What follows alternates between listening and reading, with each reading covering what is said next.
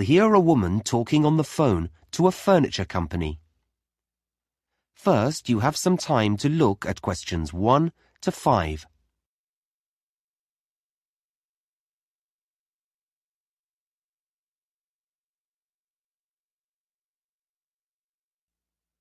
Now we shall begin. You should answer the questions as you listen, because you will not hear the recording a second time. Listen carefully and answer questions 1 to 5.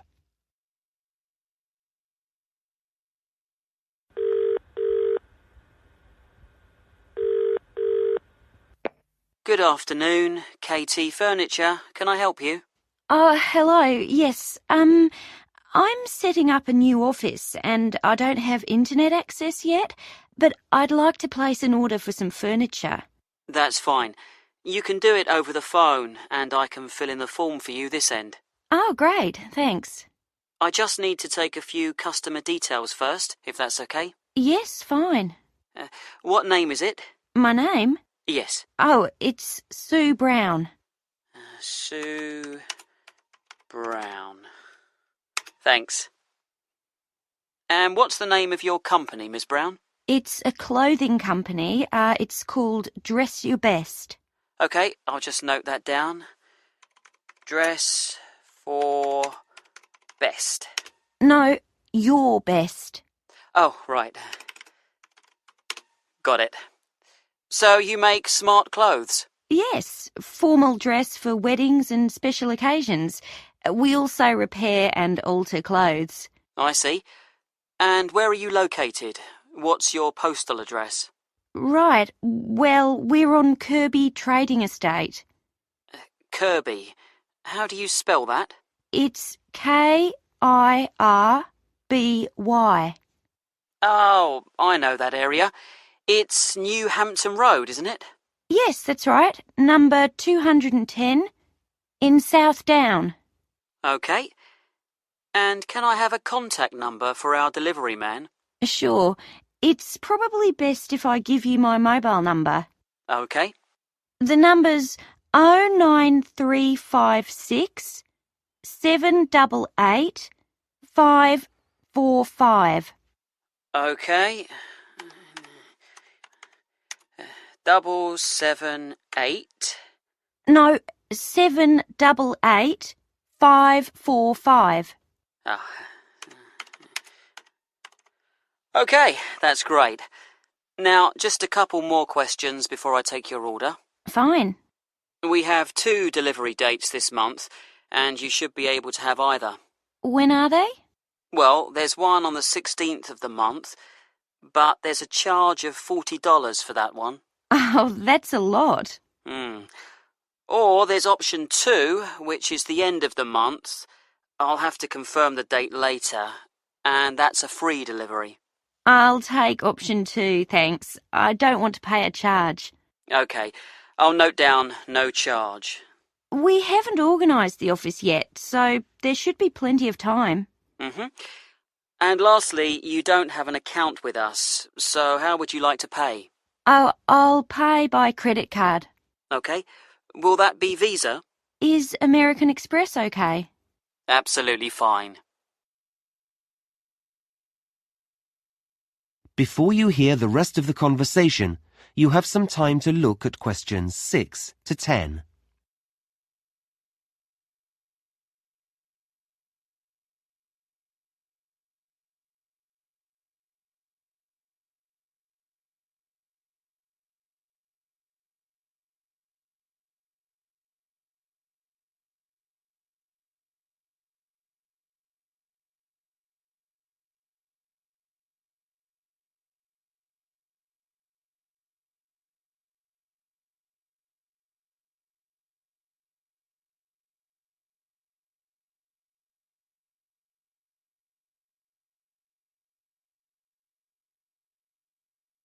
Now listen and answer questions 6 to 10.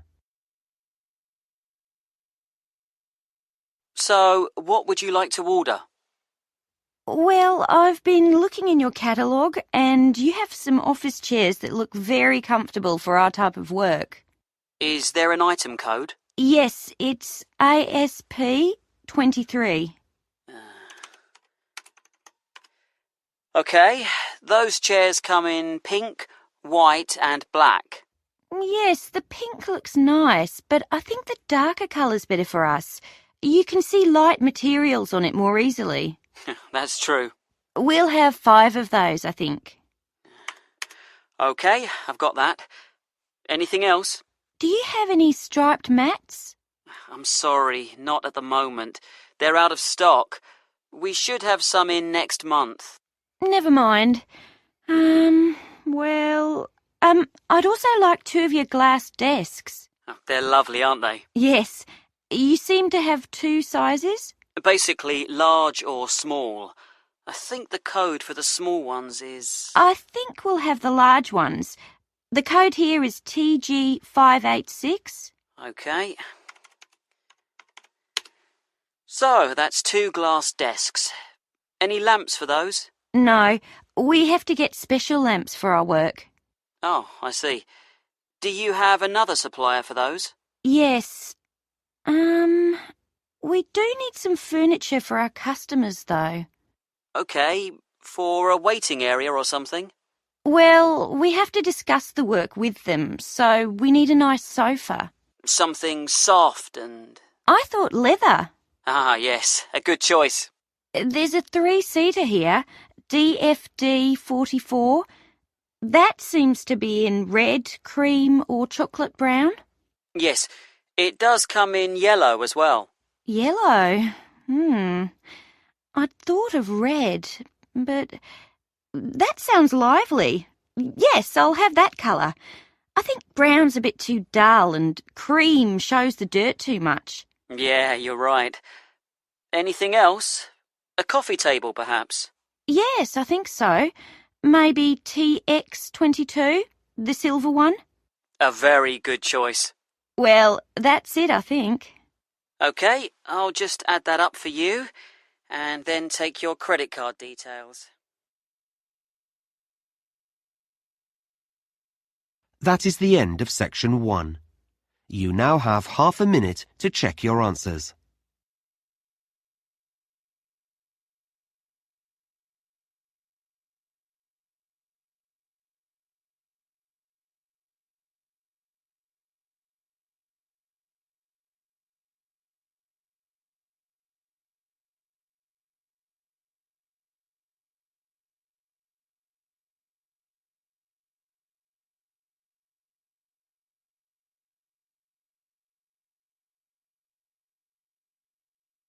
Now turn to section 2.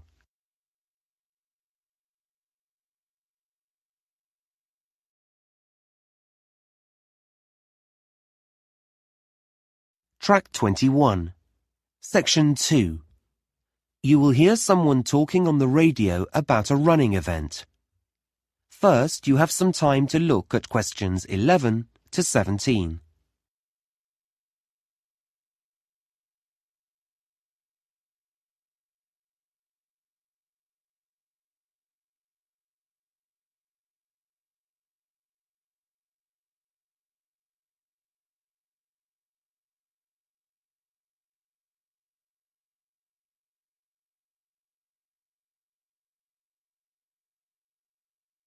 Now listen carefully and answer questions 11 to 17.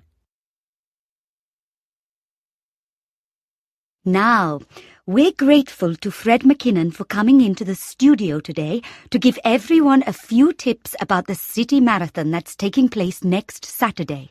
Thanks, Shweta. Yes, we're all very excited about the big event. Let me just remind listeners that a marathon is a 26-mile or 42-kilometre race, and this year we have 12,000 runners taking part. So, if you're thinking of going out to support the runners, and I know that many of you are, here are some tips to help make your day more enjoyable. First of all, be certain to plan your day. Don't leave everything to the last minute. Many roads are going to be closed. We don't have exact times for these closures yet, but my big advice to you is don't rely on your car to get you anywhere. In fact, the best way to get around the town will be on foot. You may choose to cycle, but you still won't be able to go on roads near the runner's route. Now, we did a broadcast last week in which we told all our runners to wear the right kind of shoes, and I'm going to tell you to put on sensible clothes. A lot of visitors will be coming to the city. You may be hunting for someone in the race that you want to support.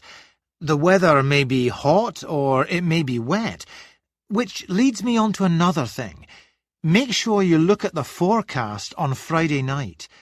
If it's going to rain, take an umbrella. And if it's going to be hot, take some drinks. However, please don't try to pass these to the runners. We already have hundreds of volunteers who'll be standing on the roadside, so let them give out the drinks.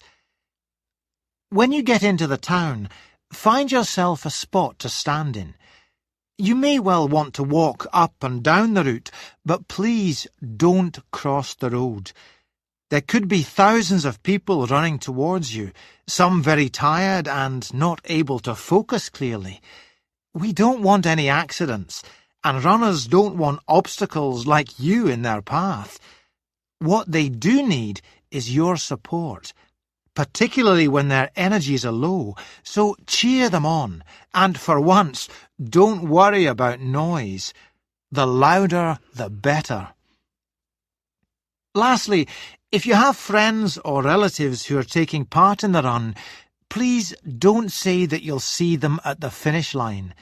If everyone does that, the whole area will be terribly congested and you won't be able to find anyone. Well, that's most of the advice, but I'd like... Before you hear the rest of the talk, you have some time to look at questions 18 to 20.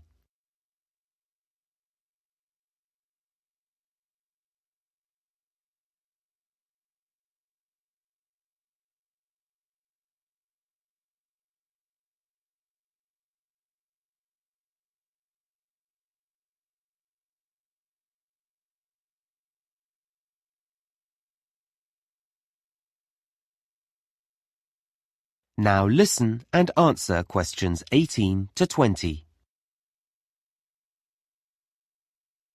Now, I mentioned transport earlier, and I've just got a few more bits of information about travel on the day. As I said before, roads in the town centre will be closed, but if you need to be picked up at your home, then you could take a taxi some of the way. Unlike the trams and trains, however, they'll be held up on the roads, so passengers shouldn't expect them to be as punctual as they normally are. Don't be put off by this, though. There'll be extra drivers working that day, and you'll get one eventually.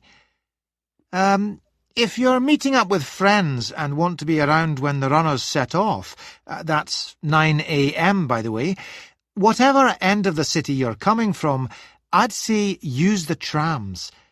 They still have routes that cross roads, and this will inevitably lead to some problems, but they're likely to have more reliable timetables than buses at this time of day.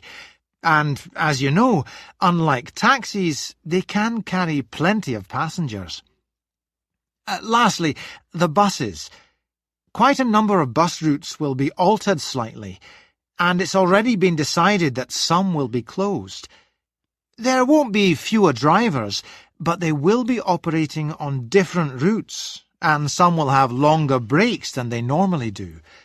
We'll be including a full list of all the bus routes and numbers, and where they'll be going, in this week's local paper, so look out for that. Well, that's it from me. Back to you, Shweta. Thanks very much, Fred. That is the end of section 2. You now have half a minute to check your answers.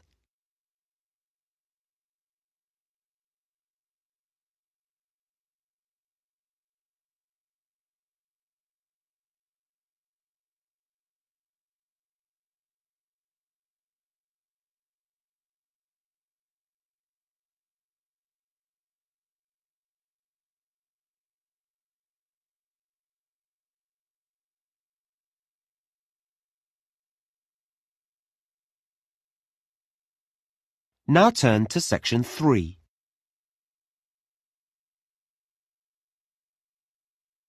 Track 22, section 3.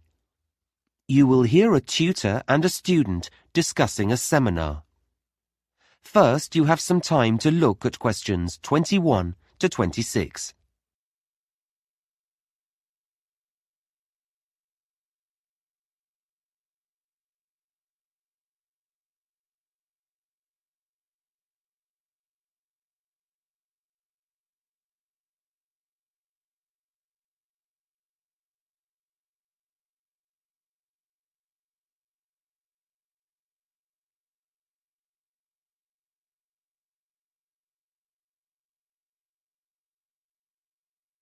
Now listen carefully and answer questions 21 to 26.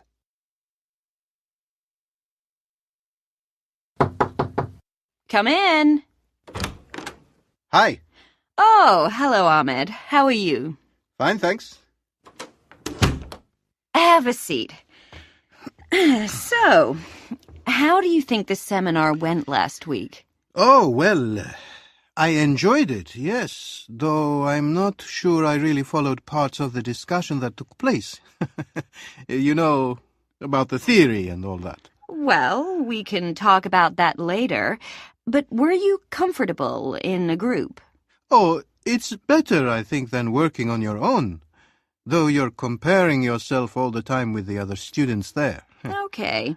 Well, let's talk about how you did and look at some strategies to help you in the future. That would be great. Now, one of the things that students often overlook when they go to seminars is that you do need to prepare for them. You can't rely on other people. I know, and I did look at the results of the experiments we did in class and write them up beforehand, as you said. Yes, and that was good. It made it easier to analyze them. But you have to do some background reading as well. Did you get the list of articles I sent round? I've started to read them. Okay, well, you'll know that for next time. Yes, sure. So, let's move on to your participation in the seminar. Right. Perhaps you can tell me how you think that went. Yeah, well, I'm not used to talking to more than a couple of people.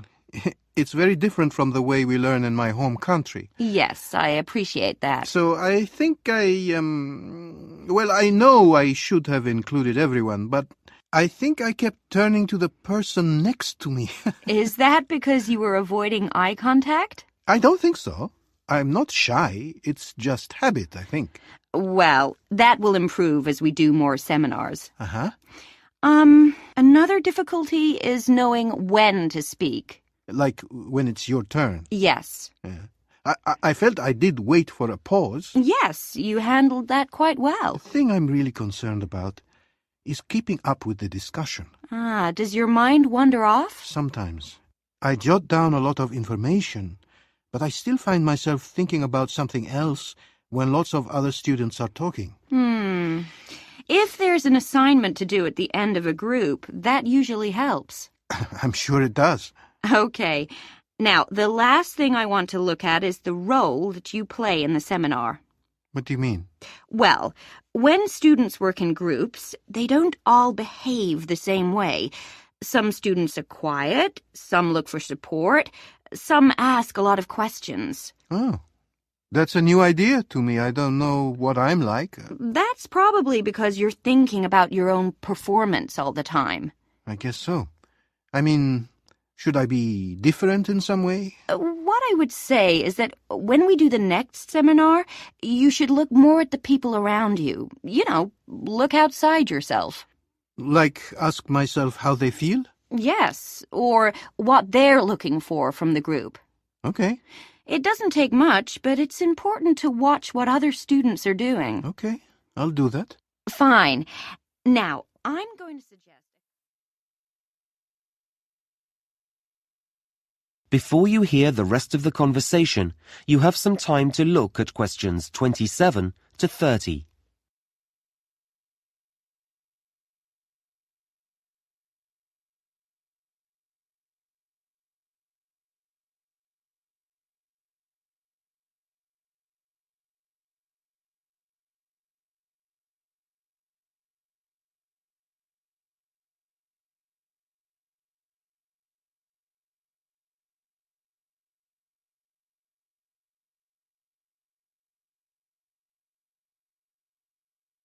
Now listen and answer questions 27 to 30. Now, I'm going to suggest a couple of strategies for next week's seminar. Okay. That's great. I need to participate more. Well, it's not a question of saying more, but we need everyone to feel comfortable about giving their views. Then the discussion is better. Yes. So, you're a confident person.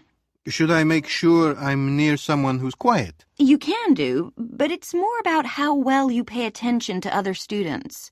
Okay. So I need to be attentive. Yes, and then encourage someone else to say more by saying, "What did you mean when you said," or "What do you think about the idea that..." That way I'm talking. Yes, but you'll find that other people will talk too. You'll all start to get really involved. Right.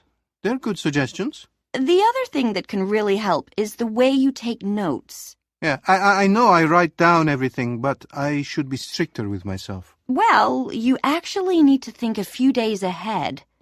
Really? Yes. What's the topic? And what's the best way of making notes? I see. So I have a strategy when I walk in the room. Exactly. Then when you read through them later, they'll make sense, and you won't have to write them out again. I always have to do that. The other thing I would say is that you should include a small column in your notes where you can jot down things you want to go back to before the seminar ends. Like a reminder. Yes. Notes aren't just for later. You can use them as a prompt when there's a pause in the discussion. That's been really helpful. Okay. See you in class tomorrow. Thanks. That is the end of section 3. You now have half a minute to check your answers.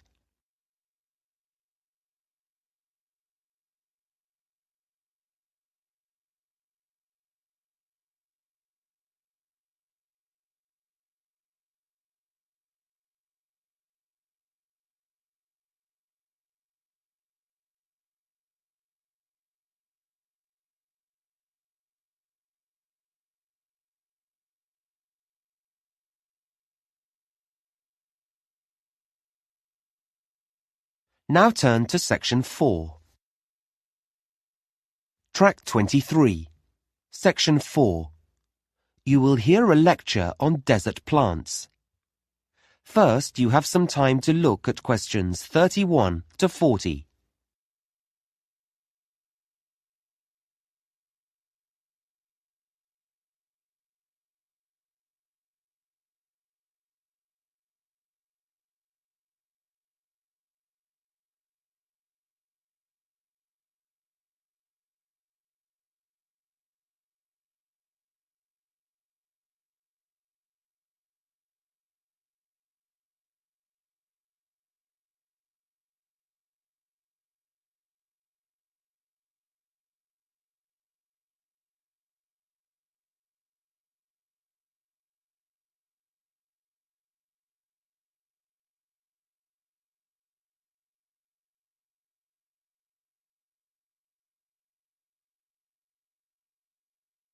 Now listen carefully and answer questions 31 to 40. In today's lecture, I'm going to continue our work on plants and talk about plants that live in the desert. Now, just a bit of background information first. As you know, about a third of the world is covered in desert, and the sort of area they're found in is important. Deserts are usually created because the area of land where they lie is located in something that's called a rain shadow. Now, this is a region that's beneath a mountain range, and what happens is that the wind blows over the mountains towards the area, but as it does so, the air loses its moisture and becomes very dry. Because of this downwind location, rainfall often totals just a few inches a year, or in some regions, there's absolutely none. And you can imagine the effect of this. It means that whatever rain does fall evaporates quickly from the ground, and that makes the soil salty and also leaves behind a whole range of other minerals as well. Now, despite this, deserts are home to many living things. In fact, they're second only to tropical rainforests in the variety of plant and animal species that live there. So, how do plants grow in a place that's so dry? Well, they're specially adapted to do this. In fact, many of the fascinating features of desert plants are adaptations. These are traits that help the plant survive in its harsh environment. And desert plants have two main adaptations. The first is that they have an ability to collect water and to store it.